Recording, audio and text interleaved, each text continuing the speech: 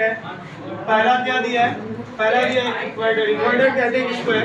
करेंगे a circular line around the globe halfway between the pole is known as equator.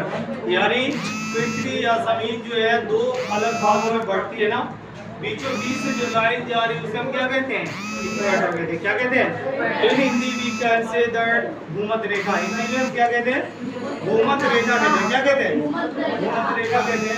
Next one आ रहा है hemisphere. It is one half of the earth as, ये जमीन का half area होता है as divided into two parts, northern hemisphere and southern hemisphere. एक होता है नॉर्थर्न हेमिस्फीयर और दूसरा क्या होता है? Southern hemisphere. उसके बाद थर्ड जो पॉइंट आ रही है tropic of cancer. Tropic of cancer यहाँ पे देखें, a parallel of the latitude at 23.5 degree north, यानी ये जो है नॉर्थर्न हेमिस्फीयर में पाया जाता है। कहाँ पे पाया जाता है? ट्रॉपिक ऑफ कैंसर 33.5 डिग्री जो है नॉर्थर्न हेमिस्फीयर में पाई जाती है। एक रेखा होती है जिसे हम क्या कहते हैं?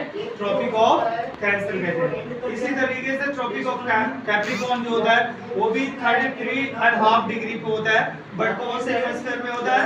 साउथर्न हेमिस्फीयर में होता है। कौन से हेमिस्फीयर में होता है? अच्छा, नेक्स्ट वन जो टॉपिक आ रही है वो क्या आ रही है? Arctic circle. ये भी पैरेलल होती है या पैरेलल लाइन होती है।